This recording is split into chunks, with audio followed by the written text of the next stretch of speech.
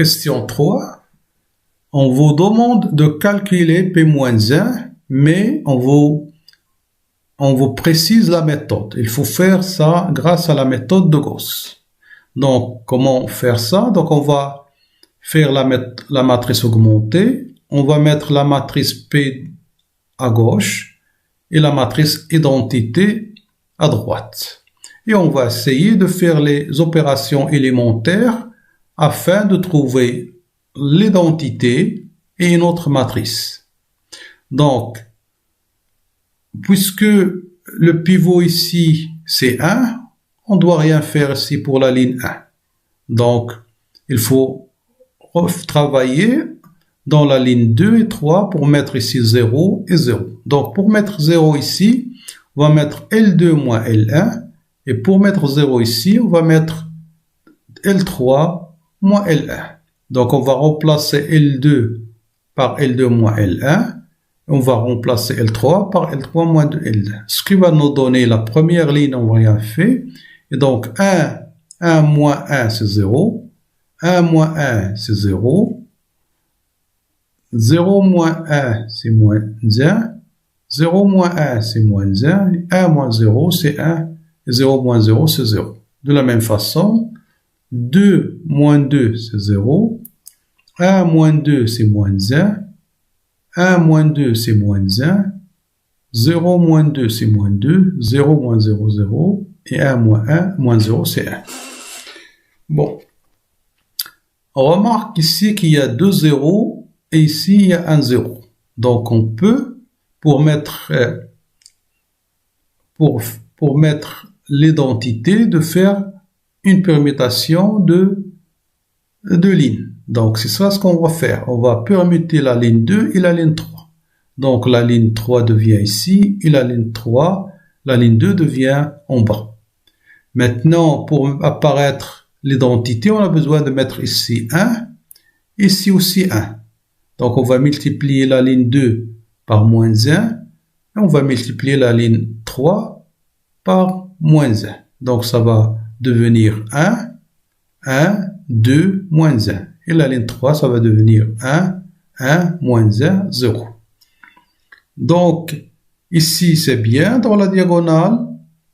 Donc, il nous faut mettre un 0 ici, ici, ici. Donc, pour mettre des 0 ici, on va remarquer, il suffit de mettre L2, il suffit de mettre L1 moins L2. Si on met L1 moins L2, donc 1 moins 0, c'est 1. 1 moins 1, c'est 0. 1 moins 1, c'est 0. L3, le L2, on va mettre L2 moins L3. Donc, c'est égal à moins 1, 1, 0, 1, c'est de ce côté, c'est la matrice identité. Donc, ce qui reste ici, c'est la matrice inverse de P. Donc, P-1, c'est ça. Question 6, question 7. Calculer la matrice D de F dans la base C. Donc, c'est quoi la matrice D? C'est la matrice de F de C, C. D'après l'expression des cours, c'est la matrice de passage de B à C moins 1 fois la matrice de F dans l'ancienne base B fois la matrice de passage de B à C. Avec les notations de l'exercice, ça c'est P moins 1 et ça c'est A et ça c'est P. Et on remplace P-1 par sa valeur et on remplace A par sa valeur et on remplace P par sa valeur. En faisant calcul, on va trouver cette matrice-là. Remarquons que c'est une matrice diagonale. Dans la diagonale, moins 1, 0, 2. Question 8. Calculer les puissances successives de A. Donc, on a D égale à P-1 fois A fois D. Donc, ça veut dire que A égale à P fois D fois P-1.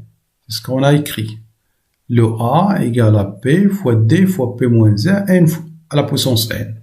Donc, si on l'écrit, c'est P fois, c'est A fois A fois A fois A, N fois. Et remarquons ici, P moins 1 fois P, ça se simplifie. P moins 1 fois P, ça se simplifie, etc. P moins 1 fois P, ça se simplifie. Qu'est-ce qu'elle reste? Il reste le premier P, et à la fin, P moins 1. Et entre les deux, il reste D à la puissance N. D, N fois. C'est Dn. Et on va remplacer. Mais c'est le P. Ici, à droite, c'est le P moins 1. Et entre les deux, c'est D à la puissance N. Mais la puissance d'une matrice diagonale, c'est une matrice diagonale, D à la puissance N. Il suffit de mettre les éléments diagonaux à la puissance N. C'est moins 1 à la puissance N. 0 à la puissance N, c'est 0. Et 2 à la puissance N, ici. Ce qu'on a fait ici. Et lorsqu'on calcule, on va trouver cette expression qui donne les puissances successives de A. Et voilà, c'est un exercice d'application du cours